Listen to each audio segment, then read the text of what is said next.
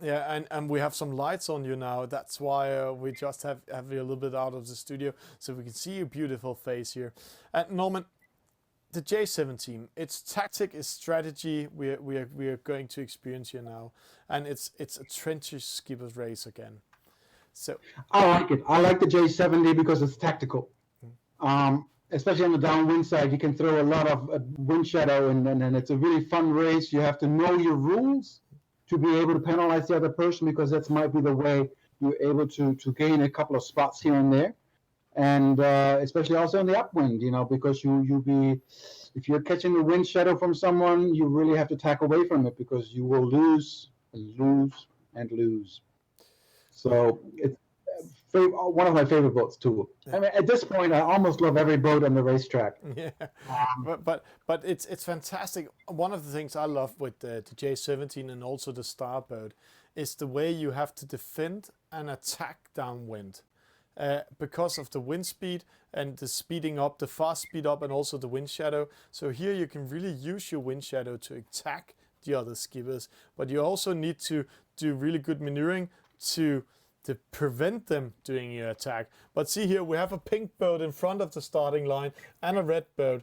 Will they do the same trick as Sear did at the World Championship, coming from the outside? They really need to time it.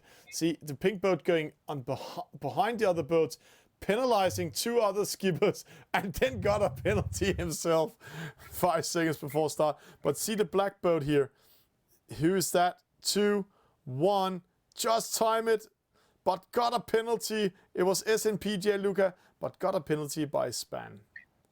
So, and look, Sailing Shack still sailing with a penalty in 3rd, 4th, 5th.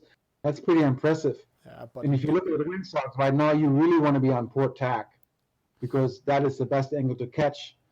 And we'll see how the wind changes. This is going to be a tough one. Maybe the yellow boat all the way to the left has a chance when the wind changes that he might be on a really good port tack then. Right now, it's good to be on port to the right, as most people are. Vellister's over there. yeah, Villister, they're all right there. So Villister is in the lead at the moment. The world champ is going to fight for the position here. But let's see what happens when he's crossing in. Christina has to tack straight away. But Finkelpunk, he didn't dare to attack Villister 7-1.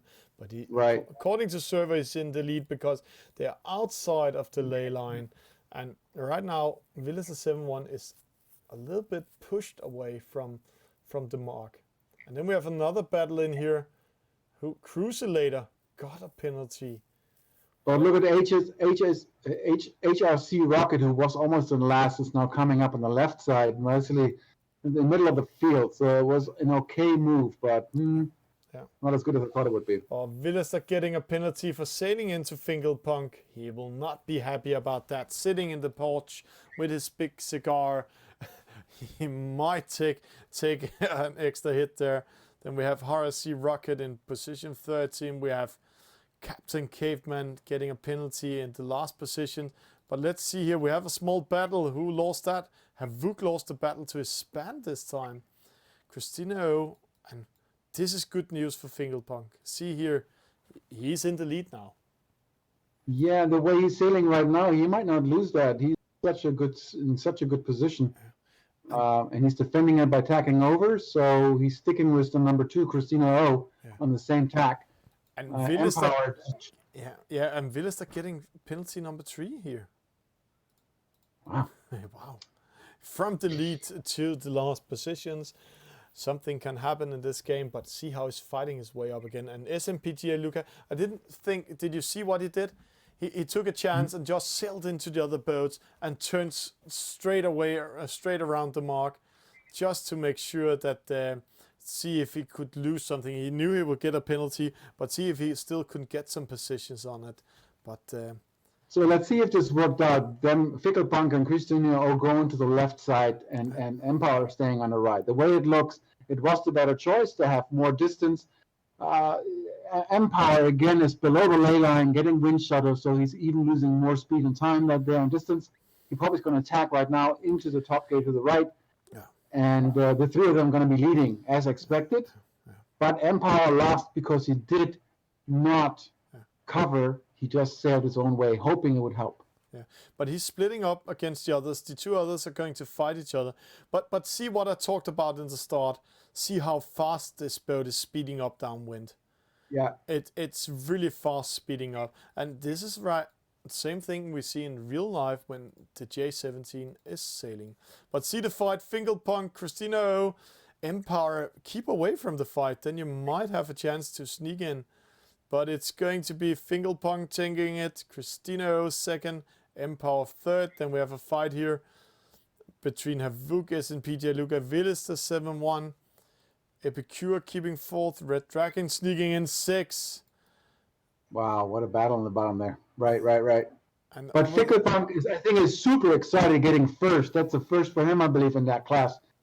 Really nice race from him. Definitely. And we're coming in last. Who's last over there? Oh, Volador. Volador. He's coming in last. He's still racing, but while he's racing, let's see the results here. Fingerpunk first. Christina O second. Congratulations to the two boats. Empower third. Epicure fourth. Sailing Shark coming in fifth. Red Dragon 6. SNPJ Lucas 7. Willis the 718. Havuk 9. Ispan 1731 10. Winner of the Barcolana campaign. Junka is coming up 11. Stripes from Switzerland still in the middle position 12. Jose 13. Peditro 22 14. A British boat I think is Maradoni 15. Johnny Fish, Cruiselator, Cape Man and RSC Rocket in the last position of Volando coming in last. And best start for Fingerpunk, but he got a penalty, didn't he, in the start? But this is interesting. SNPJ Luca with 3 penalties, but still ending up, let's see, where did he end?